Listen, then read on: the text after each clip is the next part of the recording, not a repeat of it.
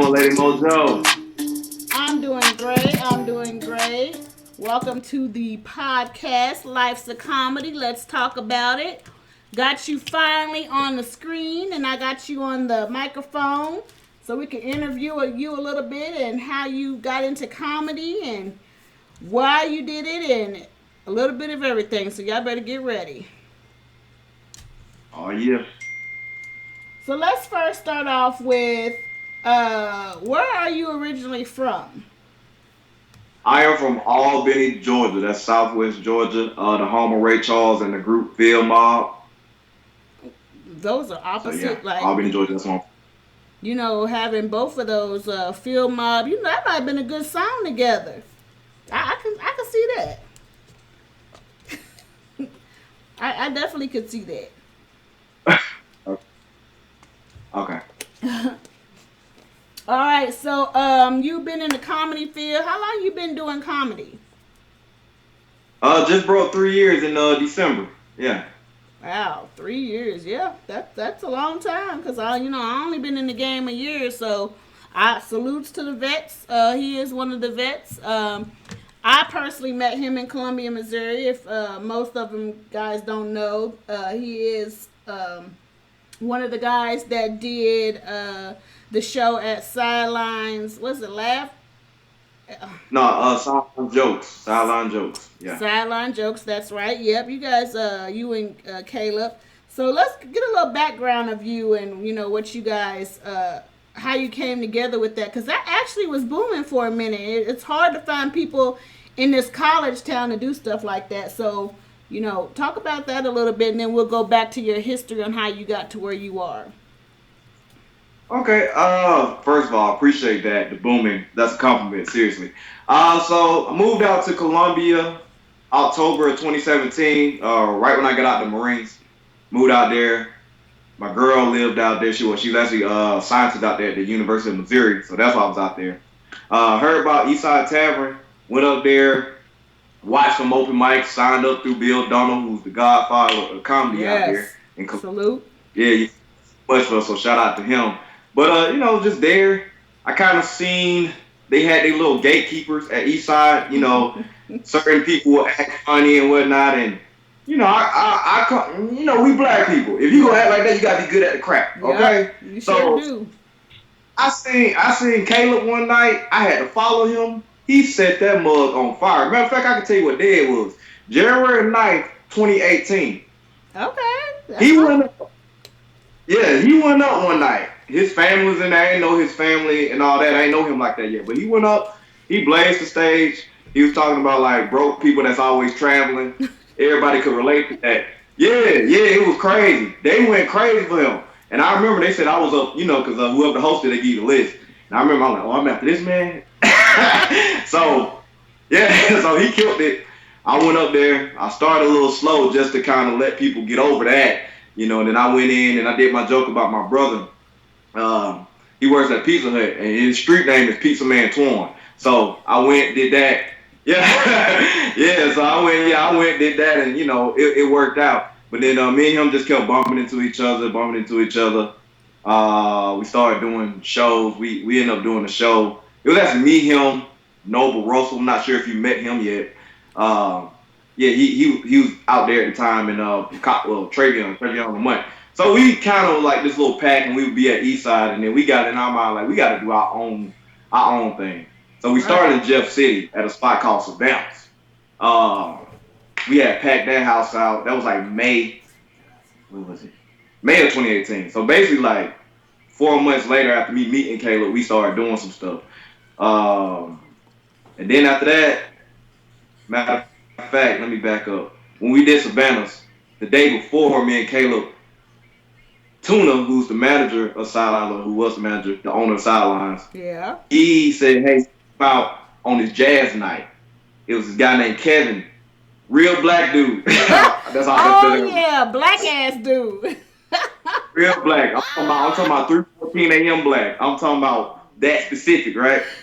But he was cool. He was a jazz guy. Yep. And he told me, hey, look, he was like, y'all come up, y'all do y'all thing. Tuna was like, if y'all funny, then we might, let y'all do this monthly. So me and Caleb thinking we doing individual things. Nah, they threw both of us up there sidelines.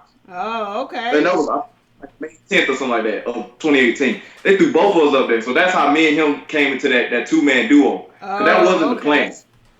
Yeah. So anyway, we rocked that thing. Caleb was talking about he he said this thing called off white, which basically, he mixed down the line, you can Yep. tell. So when he said off white shit, I was like, and we was in the door, then I made a joke about Bill Cosby, and I was it was gonna just say that crazy. might be why Eastside liked them. You know what I'm saying? He had a little white going for him. Exactly. He was shooting too. He looked like he hunt deer. But he hunted the other half of him. I'm just playing. Yep. But that's my That's a shout yeah, out to that's my Caleb. Yeah, he's pretty funny too. So definitely follow him too. But go ahead and plug your information real quick so people can follow you. You know, instead of just listening, I'll need them to follow you too. Okay, yeah. Follow me on Instagram, Kovoski11. Kovoski is I know that's not the standard black person name. However, it sounds black then when I say it. I don't know what everybody else be on. But Kovoski is spelled Kovv, V as in Victor, Oski 11. So follow me at Kovoski11. That's Kovoski 11 in Instagram. All right. All right, I will put Uh, that in the links. But yeah, so one of my questions for you is that basically, what was that moment where you felt stand up was the path that you wanted to take for yourself? that's a great question.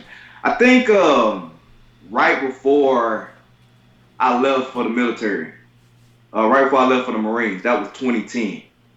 I was watching a lot of Dave Chappelle, a lot of the Chappelle Show. How am I forget that? And I was watching it with the commentary, so they was talking about their brain into these sketches, the blah blah blah blah. I love the sketches, but I always like Dave little bits. So when he be doing his little stand up talking, whatever he do before he introduced the sketch, I always like that. Right. So just hearing him talk about the comedy game on, because they used to have the DVD for like $35 all 3 seasons. That was being like Target and Walmart and whatnot and Sears for some reason. RIP to Sears. That's why. So it used to be there, and just listening to that made me, because I always was told I was a funny dude. When people be laughing, when you just being yourself, right? And people just be laughing, Right. and I know I got an accent. I don't quite got Uh-oh. the Cat Williams with anything he say, but they always say it was something about my mannerisms. Because I've been told I'm a squirrel. I can't stop moving like I'm paranoid. So they were like, that alone is funny. So Wouldn't that be like a that's weasel what or something? like. It's like he just can't stop moving. Like I ain't been still this whole time. I've tried my best, but I can't. But The anyway, first yeah. thing that comes to mind when Uh, you say military and then comedy, I really think of you of the new short Major Payne.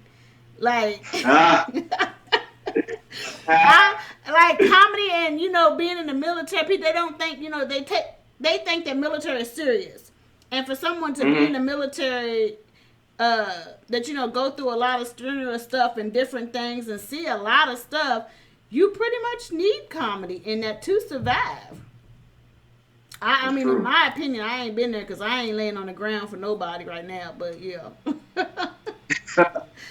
So thank you for your services in that. But so, how much like comedy did you use, or did you put it to use while you were there, or did you wait till you came back? it was in periods. It's like once I got ranked up, that's when people knew. Cause they always I strike people as if I was gonna do a full 20 years and retire because I was just that motivated. But when I do something, I'm serious about it. Mm-hmm. But with that said, when I walk away from it, I'm done with it. So as I got to Corporal E4, Sergeant E5, and I was able to kind of voice my opinions a little bit, use my personality to show my style of leadership. That's when people could see it. Because I'm kind of silly, but I say things and it's witty. And it's like, dang, who is this man? So once I started seeing some wild stuff, because my first duty station, when I say wild, I mean like funny. Your first duty Not station. nothing that'll kill you wild. We ain't talking about that yet. Anyway, I saw some wild stuff in Japan, because that was my first duty station. I was in mainland Japan. That's when the writing begun in 2011. Like a lot of jokes that you heard, I started writing when I was like 19. So that's why they come off a little immature, and I'm like trying to catch it to where I am now. You know, because I'm like a beer factory. I write jokes like 4 years ahead, let it brew a little bit, then finally start working it. My new stuff is only when I freestyle. So Yeah, I do know you have a love for raccoons. I love hearing about your raccoons. You've been growing up around them raccoons for a long time. Whether it was Grandpa eating it or you talking about them in the backyard. Yeah. Yeah. So y'all definitely gotta check that out. That's funny thing right there. So how do you come up with jokes? Like do you feel pressure with having to come up with a new joke or to be in the midst of what's going on in the world right then and there? Like do you kind of like, because you said you trying to catch up from when you wrote at 19 and then now you writing, like with the times, do you think that passes by so quick, like if you don't jump on it that day, like it ain't, you know what I'm saying, good for a show that's a month later? No, not necessarily because I'm a cold freestyler. Like it's been some time where I freestyle 10 minutes, and I realized moving back to Georgia, not other people can do it, but I realized a lot of people that in the comedy scene of Atlanta and just Georgia, period, that's what we do. You can listen to them and be like, he ain't right that much. He talking about that right now. Like you can tell because so I was blessed with that talent. I try not to indulge in that too much because you seen me go left. Yeah. You seen some shows turn. So we all do it though. If I feel like you ain't really a comedian if you don't go left or if you don't feel that moment like, damn, I fucked up. But I don't give a fuck. I'm coming back. Yeah. But that's what, like, I'm not pressured to talk about really anything. Most times, like if I have a string of shows I don't feel as good, meaning I feel in my heart I bomb. They might have laughed. I'm like, man, I ain't bringing as much. But that's part of being new in the game. Like, did you do your job? All right then. But we get in our own way. Like, man, we ain't killed the way we supposed to kill and all that. Right. I need somebody pissy. So yeah. Okay. So what is your like go-to joke? Like if you feel like you do see yourself bombing, there's always that one joke that we go back to, be like, I don't give a fuck, this is gonna make motherfucker laugh. Like if I tell this one, somebody always gonna laugh. Like what's your go-to? It's 4 of them actually. Oh shit, you done been stopping. Yeah, I got 4 of them that normally work well. So depending on what I'm looking at, obviously we hate to separate, but we all got different humor. What I mean by that is when you're doing the different styles of black audience, you got your fluent, you got your hood, you got your I'm hood but bougie at the same time. Depending on what you got, right? I'm gonna say some stuff about. I'm gonna start talking about sex. I'm gonna probably start talking about titties because I'm like the best titty talker ever, right? So I'm gonna bring out the titties. Right. Or she'll, however you want to put that. The titties gonna show. Titties gonna come for the party. So I'm always talking about titties. If I'm in a mixed crowd, I'm gonna bring up the fact how I look like Wayne Brady. That always buy me some time, right there. Yeah, that worked at the tavern. They was like, damn, I thought he looked familiar. Exactly. So those two, and then I got this whole joke about running with a hard dick, and then I got a joke about I got a joke about have you ever seen 2 cats fucking? So yeah, it's a whole thing. But yeah, so those 4 right there, they come out. So but I'm like, uh-oh. So when you tell these jokes, do you how do you really prepare yourself? Like when you tell these jokes to the audience, do you scan the crowd? Do you come in there pre-prepared, or do you find yourself having a whole book of stuff and then you just get up there and end up doing a whole nother set? It really depends on how I feel, man. I know that's a Pisces answer right there. So if I'm all right, so when me and you did our show, we did our show for the listeners. We did our show October 5th of last year. We was at East 40 in Blue Springs. Mm-hmm. Right? That crowd don't necessarily look like they was here. Yeah, you get what I'm saying? It was, to give you a visual, white people. Nothing wrong with white people sometimes. We White people was that was a little old. this would have been like the look of just you, me, and probably like about five more people was the crowd of blacks. Exactly. Exactly, right? Yeah. So I'm used like for what it's worth, when I was trying to practice comedy in the Marines, when I was stationed in North Carolina, there was this tiki bar where it was nothing but old white people. So that's technically where I got my start for real, but I was doing it every so often. I ain't get hard until I got to Columbia. So making them laugh, I realized talk dirty and do actual jokes. The freestyle is cool, but they give you time to set up the joke. You know, Mm-hmm. you kind of stumble and still recover yourself. So if I'm in a, how can I say, a mature crowd of white people, I would be like, all right, don't talk too much race. That's the only thing I say to myself. Yeah. I get carried away. But I'm gonna do some sex stuff. I'm probably gonna like tap on it in the beginning just to be like, oh, it's one of them shows. He looks so clean, but this man dirty as hell. You know what I mean? Yeah. Like I ain't gonna start off, talking about eating butt. That's gonna come like 15 minutes later. But in the beginning, I'm gonna say some. I'm gonna say some wild stuff. I'm gonna say something about why I don't drink no more. I throw up.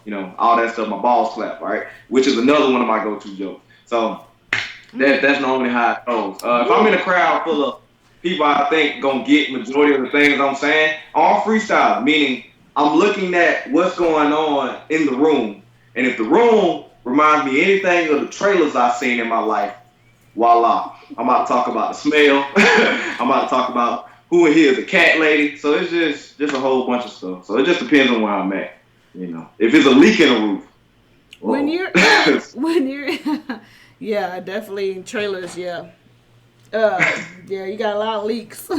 So when you're in a room and you're telling your jokes, we all know that there's hecklers in some point or fashion. Whether they talk back to your jokes that aren't really a conversation, but they want to answer everything or they want to be a part of it and make themselves known. How do you find yourself reacting to hecklers that you have came across? Have you even had one before? Oh yeah. I'm probably most known for hecklers in Columbia. Oh It ain't yeah, never been. I forgot. Yeah, you've had some rough times at some point, but you keep it pushing. Yeah, it ain't. I don't think it's been a show where someone paid to see me or paid to see paid to get in the door, paid to see the comics, the show, and I didn't have a heckler. It's almost to the fact that it was like, hey man, it's this short dude named Kovoski, man. He'll talk to you in the crowd, just say some random shit, and he'll be on your ass. I swear that's what's the word, but anyway, most times I just deal with it. Like it depends. If I'm doing shows back to back and a heckler kind of got the better of me, meaning like I ain't just Throw shut you it off? down. Yeah, I ain't just shut it down and move on. Yeah. I'm gonna let that next heckler, the next show, just all right. That was that. Move on. But if I'm feeling that flame, like all right, you got a cricket wig, your wig stale. You know what I'm saying? You missing a tooth. Now I'm about to roast your ass. But see, Yeah, I think I mean, that's like, what they want. They want to become part of the show. They want, so that's why it's kind of hard. Like, should I let them be or should I acknowledge them? Because some people do it just to be, you know what I'm saying, seen and heard. So it's kind of depending on how the show goes. Because if my show is kind of slow, I'm gonna use your ass. You want to be part of it? Okay, let me use you. So I was just wondering, how do you handle that one? So yeah, them hecklers, they everywhere. They always think they funnier too. The ones that think they funnier, get on up there. Hey, listen, they think it until I look in their eye. It was one time like something in what you said, like if it's going slow and you looking for something. I did that probably twice, and it worked and did not work at all. So I was just like, hey yo, I almost ended on a different name. Hey man, my name's Ben Tyrell. Y'all have a great day. Don't even come looking for me. My dad ain't me. Don't even look for me. They said there was a different dude on the flyer. No, I don't know who that was. Oh no. Yeah, I definitely can feel that. So I know you talked a little bit about Dave Chappelle, which is so crazy because I don't fucks with Dave Chappelle like that. I mean, his funny is a different funny to me, And I think he just kind of went more political, and that's why I went more, you know what I'm saying, the opposite way, because he does get very in depth with some of his jokes that are like, I'm just like, I don't mix that and political together. I mean, I just don't find too much comedy in anything political, and everybody's different. So, like, who is a comic that you look up to? Like, who you kind of like maybe watched and kind of observed to kind of see their style and how they did things. Like, who would you say is your like favorite comic? All right, that's a loaded question. So my favorite comic is Chris Rock. Oh, I okay. know yeah, he's a little dry sometimes. You know, he's a comic, like you can tell it's written. You know, he ain't really too animated. So, but the comics that I really look to and kind of figure myself out, because I knew I loved comedy when I was a kid. So I always say Jamie Foxx, Martin Lawrence, just watching them. I Yeah. always say if you mix Chris Rock, Martin Lawrence, and sprinkle some Cat Williams, that's me, right? Yeah. Everybody see the Kevin Hart in me, I guess. I mean, I'm sure it's there because when I wanted to do comedy, Kevin Hart was like really becoming that superstar. Yeah. So I wouldn't knock it, you know. But yeah, I mean, Patrice O'Neal, Bernie Mac, just how strong Bernie Mac voice is. You know, my voice strong. Like sometimes I was hollering at the crowd, like, wait a minute, nigga, this is not the Marine, this is not a platoon. You know what I mean? So, Demand so their yeah, so attention. what's that? Demand their attention. Yeah, you know, because Yeah. I'm pretty good at that part. So it just, yeah, to answer your question, yeah, Cat Williams, Chris Rock is my favorite. Like Chris Rock, Cat Williams, that's 1 and 2 for me. So I if you could love meet Dave somebody, would it Chappelle. be Chris? Out of like, if you could meet somebody and spend the day with them, it'd be Chris. Oh, that's different. See, I don't really want to meet Chris. I just feel like the asshole. I mean, I'll meet him. No, Yeah, God. Sorry, but Chris. I want to answer your question. Cat Williams, that'll be that for me. Yeah, Cat You know Williams, what? I Fox. Yeah, think you and Cat will be fighting by the end of it. maybe it's possible. Cause y'all both got that little man syndrome, and y'all gonna be fighting. That's my stew, nigga. What do you think? That's hilarious. The funny thing about that is I no longer beef with other short men because that's just entertainment for everybody else. Well, you don't want beef with no tall one. Nah, they tall dudes won't fight me because I'm small. They're gonna be like, what am I getting out of that? You know what I mean? So, I'm in a perfect position. Only people that want to beat me are people who's shorter than me. So Lord, that I don't even want to visualize that you and Shaq going at it. exactly. uh, Somebody's taller than me. Tall. Lord, so how do you practice when it's time? Like you got a big show, like. Do you be in the mirror like, yeah, what's up? Like, or do you just sit there and look at what you wrote, or do you drink? Do you like how do you prepare for a show? Okay. Well, one things like this, like talking to you, you know, you're a comic, doing the interview, just talking to anybody. That's how I prepare for my delivery. Mm-hmm. Um, some comics have to be a different person. You know, they have a different voice. They hold body language and they get all like this and shit. You know, Mm-hmm. and comics, man, what you see up there is them when they walk off. Yeah. I like to think Mike Hill that way. Yeah. I haven't D-Ray and figured all them. out. What's that? D-Ray and all them. Yeah, I think they are naturals. Hmm. Yeah, so I haven't quite figured it out, but for what I've been doing for probably the past year and a half, 2 years, I just work on my delivery and my timing through just regular conversation, or when I'm talking comedy with other comedians, or when people ask me about, you know, how's comedy going or whatever, whatever. That's how I work on it. As far as my material, I write it. I look at it in my book, you know, I'm looking at it. I try to remember what I can remember. Obviously, you ain't gonna always remember word for word. You gotta work that muscle memory. You know, you gotta, Mm-hmm. as you said, it comes to you, more stuff start coming. So I can't do the mirror. Oh no, that is the worst thing. I'm I'm like, like, the goddamn, is strippers do that what I this look like when I say that word? huh? I'm like, that's what I look like when I say that word, struggling and shit. Exactly. Like I don't do the mirror thing, but that basically it. And I just get deep. I close my eyes and be like, Yeah. all right, we gonna go for it. We gonna let the energy, take us there. You know, so. I like going first because I get to set the tone, and I like going after a motherfucker who just blazed it. It's just hard to do that a lot. Like Yeah. going after somebody who blazed it because you might ride their wave for like the first 5 minutes, but hey man, walls are real. So Yeah, yeah, that is difficult to come behind somebody that's so strong, and then next thing you know, and I've seen it. I've seen people feed off of like they've done it to me. I'll set the tone for how I want it, and then the person after that feels like, oh shit, and they're like, well, like Mo said, I'm like, well, damn. Like, you know what I'm saying? Like, but they have to kind of get into their groove and then they kind of move off on their own. But I realized what they were doing after I seen it a couple of times. So I definitely get that. Um, so, it's practicing material because I think the number one thing that I get from people, and I'm not for sure how many people asked you that, like, oh, you're a comedian, tell a joke. I'm so sick of that shit.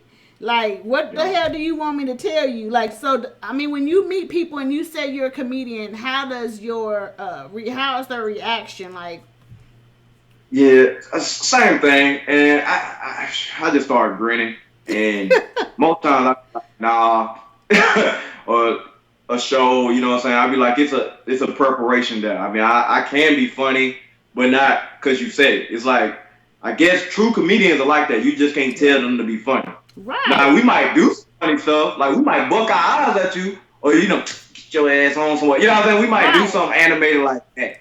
But just to say something funny, probably not. Like if I'm wrong for this, but if it's an Asian woman, a white woman, and depending on how much I like her as a black woman, I'll be like, I'm gonna drop my dick on your forehead. Like I say some shit like that, and they'll You leave be me like, alone okay, after that. yeah, right. I agree with you. Say some fucked up shit and they be like, okay, Yeah. yeah. Take your ass on somewhere asking them stupid ass questions.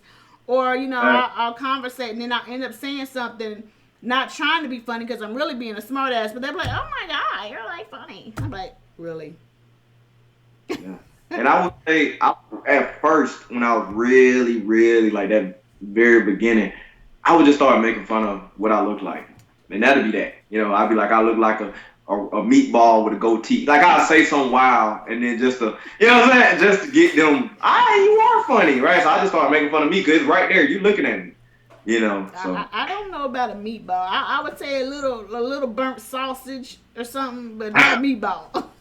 You're not that round. I've been told So I was like a and everything. That's hilarious. there is always, and I'm not gonna say that I've met, but there's just a point where you kind of feel like, yeah, this is where I'm supposed to be. So, what was that memorable? Like, what stage was you on? Where was you at that moment that you was like, this is what I want to do. Like, this is what I want from people. It's like you got that recognition back from either the crowd, the person promoting the show. Like, there was that one show that just made you be like, damn, like, I do this. This is what I do. Like, can't nobody take this from me.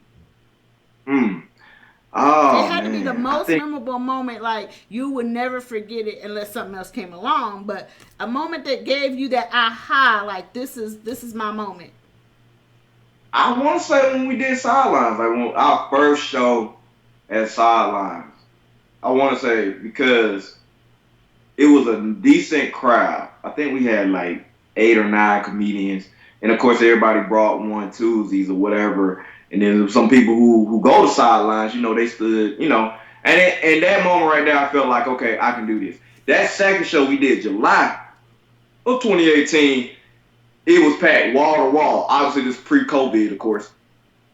It was Of packed in course. that thing. St. Louis comics, and me and Caleb, we set it off right, and then me and him did our own little separate set and everything. And so it's those two moments, those first two shows right there. That first year of Sidelines was good. That second year was even better. But them first two shows, it's like we produced and we killed our sets. Yeah. Once you produce a show, you realize it ain't easy to still go kill, especially if you're doing like everything on your most things on your own. Right. Obviously, the owner and the manager, whoever, they maintain the building and Right. food or whatever Yeah. it is. But You still when gotta they make come sure down your and people like, comfortable. You gotta make sure your people are comfortable because they come in to see you. You had to get the word out. telling this, Mm-hmm. telling that person. Okay.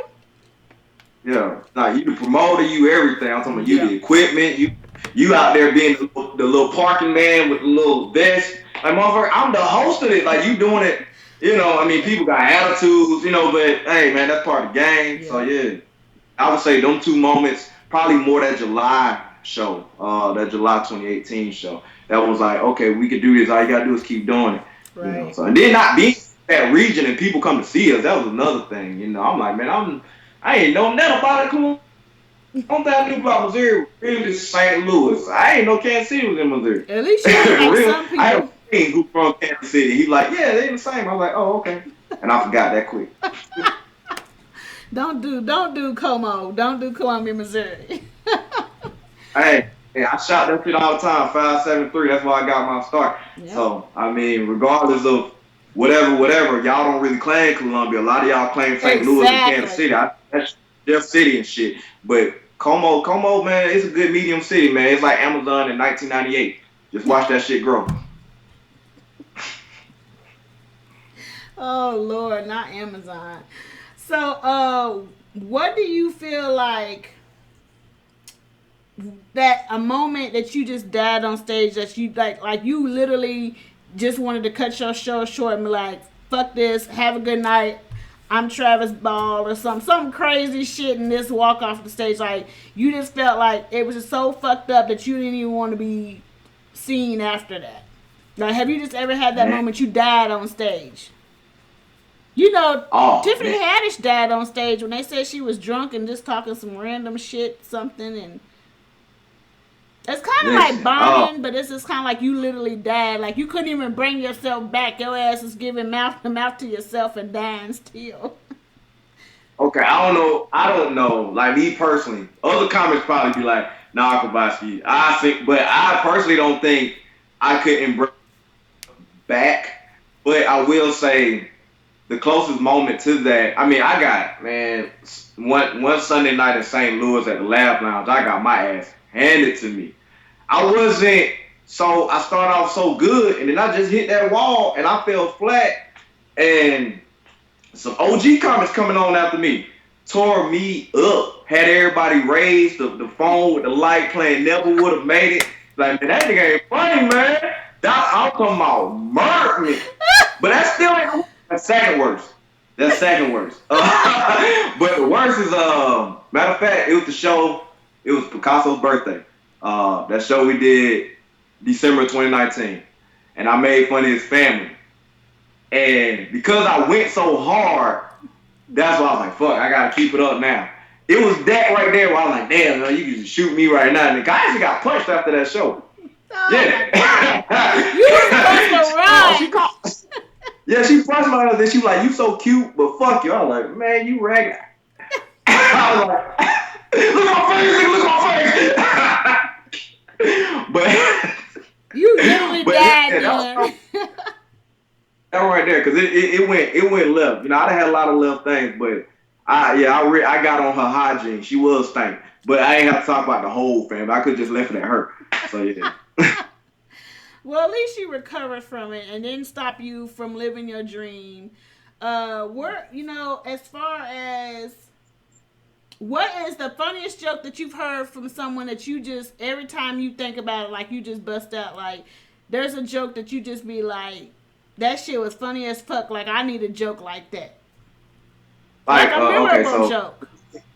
a known comedian, Uh-huh. like meaning like a famous, semi-famous, or like on our level where we're still Well, building and growing. I want you to go from because I want to kind of help upcoming comics because we know that there's a history of it, but what from someone else that you've heard, maybe not as same statue, maybe been doing it maybe 10, 15 years more than you, have someone that's not a celebrity, someone that has not got their time yet. Okay. All right, so it's this comic. He's semi-famous. If you've seen The Trap on Netflix, you know who he is. He's been doing stand-up probably since like 2003, 2004. He kind of, he definitely known around Atlanta, Mississippi, Memphis. His name comedian K Dub. I actually just saw this joke Sunday. He First of all, that was a great show. It was somebody's birthday. Lil Duval was there, T.I. was there. It was up there in Okay. Uptown Comedy Corner. And yeah. And K Dub, he T.I. homeboy. You look at some T.I. pictures, you'll see him. But anyway, he got this joke about the helicopter that Kobe Bryant, R.I.P., his daughter, the rest of the family. Listen to me now. Listen to me. He got this joke about the helicopter. Yep. That motherfucker's so funny. I ain't gonna butcher it, so I'm just gonna little thing. So anyway, he was like, yeah, we got news about why the helicopter went down. Yeah, the helicopter was made in 1991. Yeah, 1991. I know why it went down. The alternator went out. You got 91, that alternator about to blow. But I'll tell you, I don't know what. I can't believe that. But that's the funniest Wow. I ever. But I guess Norm, if you felt, what I'm saying. You got that's some funny shit. But there's some that probably would tune their face up. But that's some, yeah, that's a good one. I have to hear him and do that one. That's a good Yeah, one. two people threw their face up, and they were white people. Because she missed the whole joke and she was tired. Because it was probably about, how can I say, it was about maybe 12 comedians went up, and most of them did at least 15 minutes. All right, I might be lying on that. 8 comedians, most of them did 15 minutes. So, yeah, they were beating us up. And I want to just turn to them and say, welcome to a black comedy show. We got stars out here. Like, they were killing it so bad, Duval didn't even do a joke. He tried to do one Wow. joke, didn't work. He just performed his songs. Yeah, he did So one yeah. joke. They were like, cause that crowd was brutal. That crowd booed like 4 people, like half the What? comics. Yeah, Wow. yeah, I think that's what yeah. makes me nervous. Uh, I don't know. I guess it's just that. And then there's sometimes you just get out there and black out and just rock it out, and either you make it or you don't. That's just kind of how you go from there. So who's told a joke in history that you still just think that's the funniest shit ever? Oh, it's so silly. It's two that come to mind right now. Obviously, I can quote Chris Rock for days because how smart they are, and even Dave Chappelle and Patrice O'Neal. But it's two that come to mind. Three. All right, two is Martin Lawrence. One is Cat Williams. So I'm gonna do Martin first. Martin on that Run Tell That, or I think it was Run Tell That, and he talking about the man get all what is it? Man be all drunk. He want to suck a titty, and this is why the lady is still with the milk and whatnot. He like, let me suck a titty and all that, and the lady like, no, you drunk. Don't do that. You gonna get the baby drunk, right? It's just that the voice he did, like you drunk, you try to suck a titty, you gonna get the baby drunk. Like I don't know why that's so funny to Is me. his Uh, deliverance? yeah, the second one is his bit about the fly. That come from his HBO used to have a half hour special. I think they were called One Night Stand, like Mm-hmm. way back, like when I was shit a baby, right? But this is from his 1991 special, and it was a joke about the movie Fly, and he was saying about like white women are so careful and loving to their man, and he's like, man, let that be a black person, you know. I'll butcher that joke, so I ain't gonna go to. But look it up on YouTube. Martin Lawrence, One Night Stand. Matter of fact, you just type in Martin Lawrence, The Fly, That and movie him fucks seeing me that up. fly. I Yeah, don't fuck with when he pork said, because of that movie. but I'm yeah, still when fucked you up. man, when he say as a brother, he can't fly, he ain't got his wings, so he waiting at the bus stop. You gonna be that right there, Joe. Get me every time, cause just how he did, his physical comedy. And then Cat Williams on that first special, which I think is a perfect 45 minutes. The one where he is all green, Pimp Chronicles Part One. That's probably this is my top five. But when he moved out to Hollywood and they ain't got no manners, like they'll sniff coke right in front of you, like, and he be like, nigga, do you know I can see you? Like every time, it's on your nose, it's on your nose, like that. Oh my that god. That right yeah. there. That's why I like him because his shit be real, like some shit that you be like, motherfucker, really? Yeah. He a bad man. Yeah, I still love the one when he talk about his son and his ass being just running. I still because Yeah. Yeah. we as black people we didn't do medicine. We didn't say oh he got autism, oh he's special. No, we just thought them motherfuckers had extra energy and just always wanted to play and do something. So Yeah, No. that's always been one of mine that I liked about that. Cat Williams is good at that too. Yeah. Uh, What you doing? I'm big like you want it, daddy. you know what's so funny when you brought up Martin Lawrence and that titty in the milk, it kind of reminded me of Kevin Hart when he did Let Me Suck Your Titty when he was drunk and did the Dorito, talking about Yeah, put yeah. some cheese on my Dorito or something, and he was coming out the club. That's kind of what, and I always thought I was the only one, but I knew there was a joke that was way back that kind of, he just recycled or kind of redid everything, but it was a drunk, he was drunk, so maybe it wasn't. But do you Nah, ever feel that because you know how I'm saying that kind of was reminding me of that, have you ever felt like in the comedy world, people stealing jokes or redoing it themselves because they heard you sound good doing it, and then they try to take it and recreate it for themselves? Like, do you find that often in the comedy world? Yeah. At first, like as a beginner, you thinking everybody jacking your stuff or whatever. First of all, most of us get on stage doing hacky material, doing material that's been worked before. The thing that a lot of us gotta understand, and once I understood it, you don't own that topic. Right. You own your delivery and what you say. Like I do a joke about left-handed people and gay people are the same people. You might never heard no shit like that before. But if I do a joke and somebody see an opening there, I don't own that topic. Now you know who brought it to their attention, but if they do some shit completely different, you're like, oh man, he missed this, missed that. Like, and then that's a little touchy. Some people might be like, nah, that's stealing because who gonna think of something like that, right? But yeah, like you don't own the topic. Just don't say it. Like I hear motherfuckers say, "No justice, no peace. No justice, no peace. All the titties are released." Like, come on, man. I mean, I've been saying that for some years now. Now that's verbatim. You know what I'm saying? Right. Yeah, it is kind of, you know, it's rough out there because you really don't, you got a good one and then you think, well, they just are going to take your jokes. So, in another word, with people taking jokes, like, do you feel there's a lot of beef in the comedy world? Like, rappers, we already know there's beef 24/7, but do you think like there's beef in the comedy world too? Like, or is it just Yeah. an industry life period?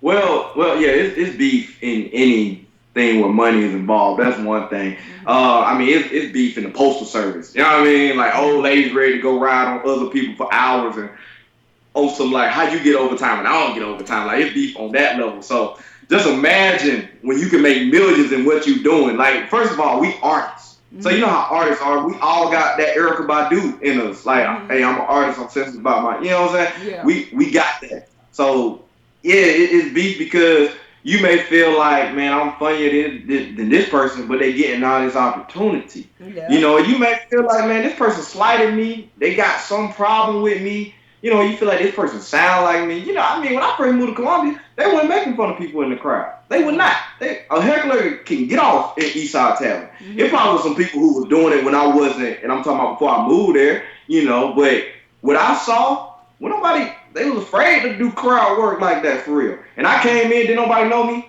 bust your ass on the head. One, I know you ain't gonna fight me. I mean, I was fresh off my deployment at that point. I was looking good. I was lean. Oh, okay. You know what I mean? I wouldn't worry about nobody. I'll slap a bitch. You know what I mean? But that was just part of I ain't mean no ill will. It was all jokes. I was just bringing you into my world, bringing you into the show because you know how Eastside Tavern is, man. It's a lot of weird stuff. Yeah. I mean, so as they say, don't talk about this building. God damn, that's the number one. I was like, shit, I could get a hell of jokes out of this damn place. Yeah, don't talk about the building. Yeah, that's on the thing. Like you couldn't talk about the building. You can't say nothing about inside of it or what the decor and stuff. You're not supposed to talk about it. And I was like, God damn, you took half my jokes. Yeah. Man, please, I off the rip. It looked like they hang niggas in that motherfucker. All right, it looked like I was supposed to be there. Yeah. That's why you only see me in running shoes when I was in there. I went in there with no boots. Yeah, that's definitely that's so. What's crazy because I'm a Columbia native, and I kind of wish I would have dared myself earlier, I should say, to get into it or to get into the game and actually just go and live it. Because I felt like I'm just, I never seen it as a job. I'm just, I'm just that person where they be like, oh, Mo, you be cracking me up, oh, this is not. But I never seen it as make something out of it at first. And I just think that, with you and with everybody else that paved the way here in Columbia, I wish Appreciate that we would have been able to. You never got to see Deja Vu. So we used to have a club in Columbia that actually brought some good people to town. Like Dave Chappelle's came once. And I was hoping that you guys would get to that level to make something happen where Columbia would have that again. So it was sad to know that you were leaving and that we couldn't adventure off into stuff like that. But yeah, Columbia is one of those towns that people came out to see. They used to love winning tickets, and there was a club downstairs, a comedy upstairs, and stuff. And Eastside Tavern wasn't one of those places. Like, we didn't have open mic like that. There wasn't any open mic in Columbia like that. It was, you could see other main comics and stuff. So I think that what you guys did with Sideline Jokes was a very, very good thing. So you never know what's going to happen in the future. So what are you doing now? Like, what's going on? What do you have going for yourself now? Currently, I mean, I've been here for what going on. Well, I'm on my fourth month. Yeah, going on to my fifth month since I moved. I mean, I just been doing my regular day job and then going up to Atlanta. I don't live in Atlanta. I live outside. I live in Macon, an hour away from Atlanta. Mm-hmm. I just go up there, network, get my time. The beauty about Atlanta is there's multiple mics. If like St. Louis, I think they got a mic every night, and then they got multiple mics on certain nights. Mm-hmm. Kansas City, I don't know if they got a mic every night, but it's some nights they got multiple. Atlanta, it's so many people who are famous, once famous, whatever the case is, out there. They still eating, still doing their thing, and all you got to do. I mean, people are moving to Atlanta.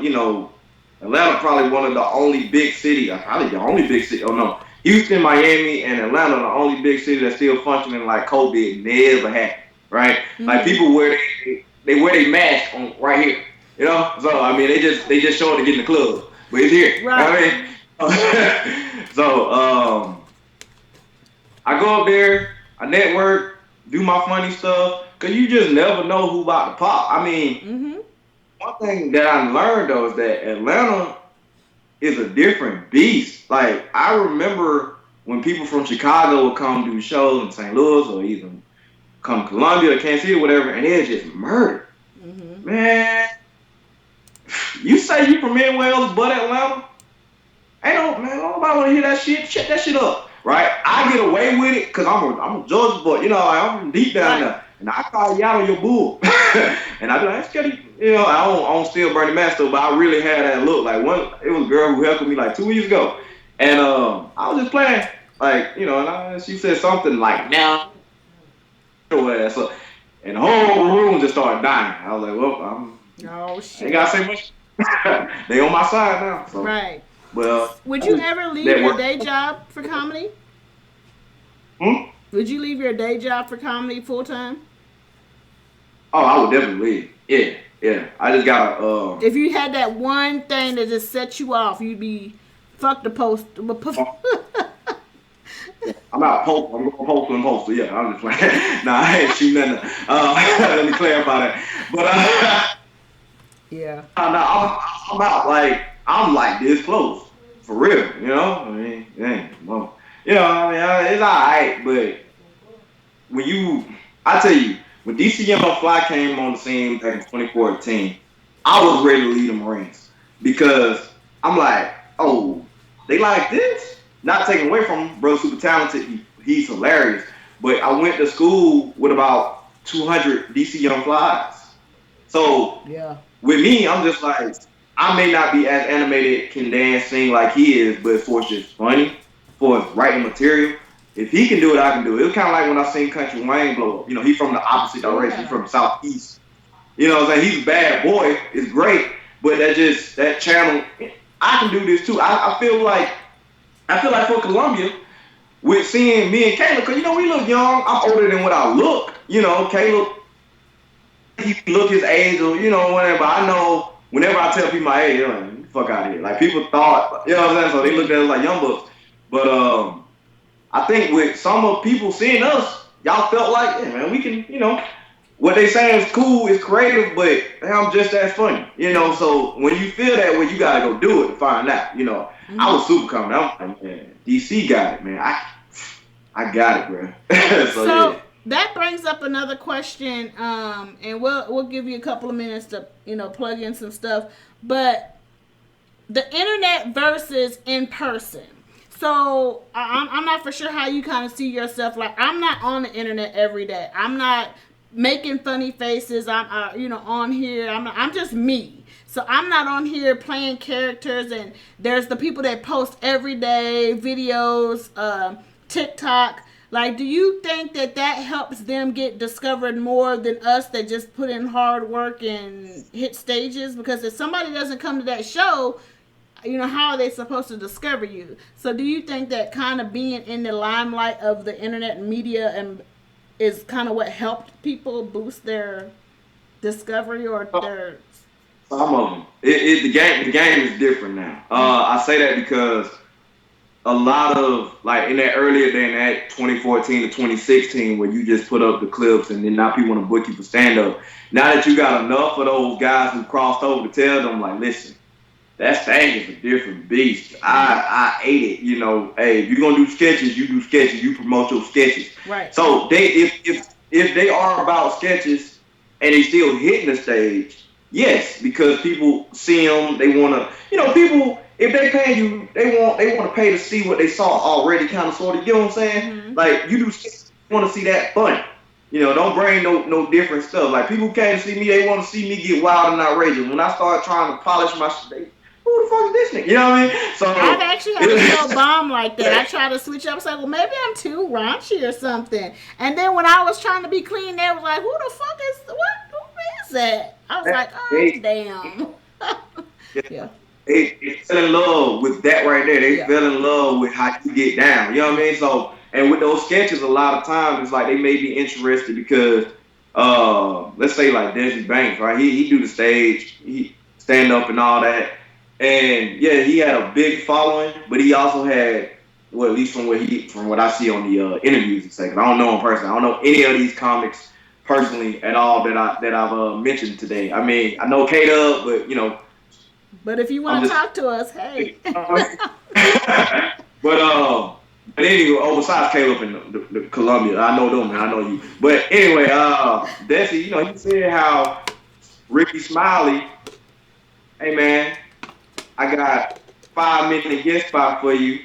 People want to see you. I like your videos. Like, when you got people like that in your corner who proven this comedy game, then and then that's really a credit for your ass. I opened for this guy. I did a guest spot and he, requested me. So to answer your question in a short form, yeah, the looks are quicker because there's access. But like Tuna said, the owner of Sidelines, ain't no better promotion than word of mouth. Yeah. And he was right about that. And it's funny the word of mouth and how things get shocked because then people are like, well, where's this guy from? And then I'm for sure you get that when you went to shows. People were like, oh my God, you're so funny. I like you and I follow you. And you're kind of like, dang, I didn't, there's people that know you that you just didn't know that are watching you. They're watching what you do and how you promote in every show. There's somebody in that corner that's there for you and riding for you and you don't even know it sometimes. Yeah, exactly. The thing is, man, the people, your audience will find you, and those people that like you, they do, of course, they want to see more of you online. So there's pressure there. Yeah. But if you know in your heart and soul, like, listen, that ain't quite my lane. I'm gonna figure out what my lane is. Like, this is your lane right here. Like me, I want to start a podcast and everything and talk and all that. I feel like that's my lane. Sketches not necessarily. I can write the hell out some sketches, but I ain't, that I don't feel like that's me, but it may be a skill I develop later.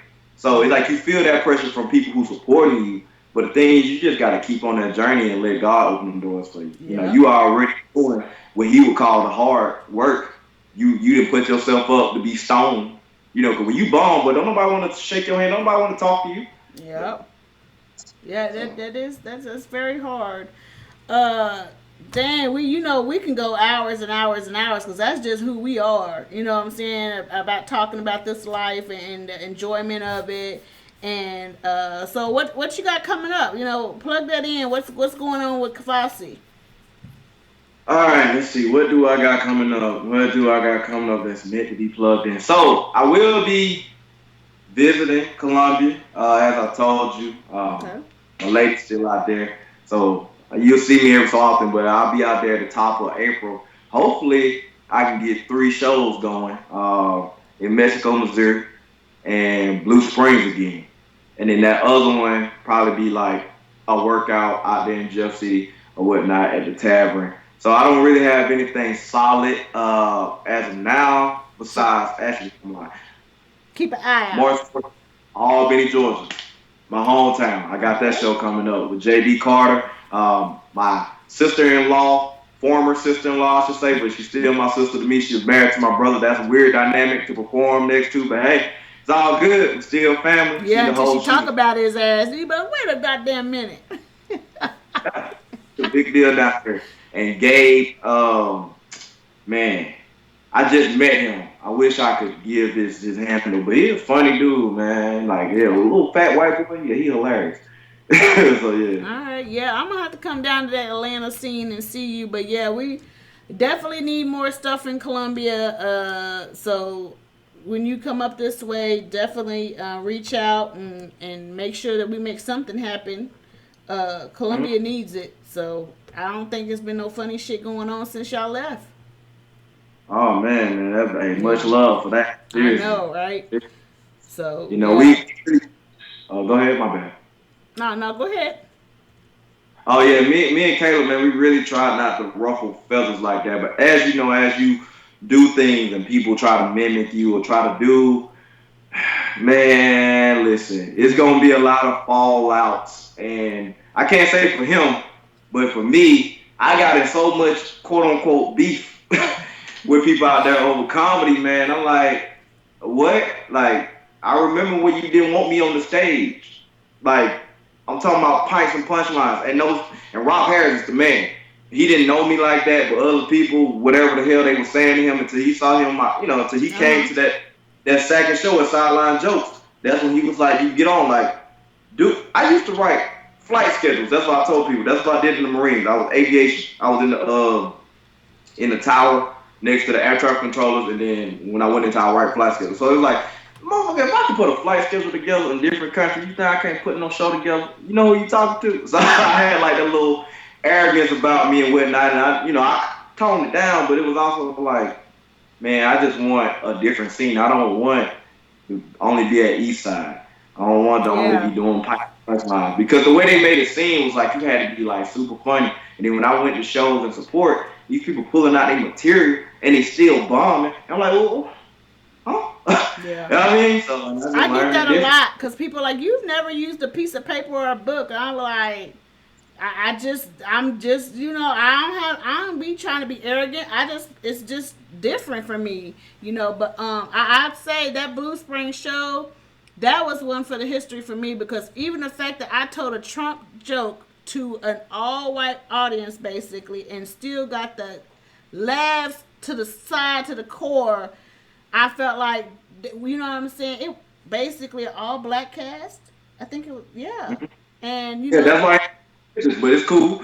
We're gonna run it back too. That's what I'm yeah, working and on I right now. felt like, you know what I'm saying? Everybody did their part. There was some jokes that just hit, and everybody in the audience, and that's what we need is to kind of come together as a group too, because sometimes it takes more than one to conquer something. So, Oh yeah, yeah, that 21, sure. And then 2021, run it back. yeah, and we in works right now. They got some renovations happening, and I'm trying to work. Hopefully, they can let me get a Wednesday or Thursday, and I will talk offline and promote that show. So I mean, the when I left, I would say the week I left, that's the most offers I got for any show during my 2 year run You out was like, there. where y'all Or niggas was at when I was there? You probably asking where they was at when you was here. Like, shit, why y'all wait till I leave? Exactly. But it's one of those things, man, we had our own show, so people just seen it like you and Caleb good, and Yeah. Outlines did. We'll see down the road, but it definitely helped a lot of funny comedians, especially from St. Louis and Kansas City, kind of find themselves again because for whatever reason. And this is just personal conversation I had with those comics, so I ain't naming no name, but find themselves again. And man, I'm that dog I thought I was. Yeah. And that's what me and Caleb, me and him need to grow. We were just 1 year in the game. Yeah. I'm 1 month ahead of Caleb in stand up. So 1 year. We just really good at talking shit and reading the crowd. We needed help structuring jokes. We needed help with our timing. We needed help really like the timing of making sure people don't go over too much. So but we just some likable dudes, and when we was trying to help build a city and become a pair, it ain't quite ain't work out the way we thought it would. But hey. At least they know. Y'all try to come in the city, you know what I'm saying? Y'all gotta let the natives help y'all out. Y'all can't just be trying to come in there and take it all, y'all. You got, Everybody know the right family. The right family adopted me. That's the only reason why people will mess with me. They were like, oh, them crazy motherfuckers. If it wasn't for them, you wouldn't know Kovoski. That man, the right family, I'm about to get them tagged. Right on my heart or some shit. Cause those some real people right there. They know everybody. Tuna real too. I mean, Tuna, he hate when I tell this story, but him and Big Mike, when I came in there to pitch the show and all that, I know they had other people trying to do their thing. You don't know if you can trust people, whatnot. And they ignored me for a little bit, and I'm glad I ran to Caleb. Caleb told Miss Shantae. Miss Shantae talked to them, and voila, we got that opportunity. And that's what it is. It ain't about what you can do and what you know. It's about who you know. You know what I mean? Mm-hmm. So, it is. No. It definitely is. Yeah. Well, we're going to have to work something out. We're going to have to give these people some time. You are making your own podcast, so we'll look out for that. Might have to do some sharing with you on some stuff and collaborate. Get it out there. Yeah. Okay. All right. So, when's your first? Do you got a date yet, or are you still working on some things? Still working on my actual release date. Okay. More than likely, you're going to be my first guest, so it'll be coming right back around. And I plan to drop every Monday and Friday to start your week, end your week. So, it's going to be a lot of interviews. Well, we didn't get to the last like we wanted to because, boy, I tell you, we got some gut busters that will keep y'all rolling. But definitely follow, learn, understand. Y'all can reach out to any one of us. Kovoski, plug your information one more time for the people. Instagram at Kovoski11. That's KOV as in Victor SKI11 at Kovoski11. All right. Well, y'all, we had Kovoski George in the building. He gave us his insight on laughter and jokes and how it has made his way. So make sure y'all follow him on all platforms. This is Lady Mojo with Life's a Comedy Podcast. Thank y'all for listening. And definitely tune in for the next show. So thank you guys for coming out. You guys have a good night.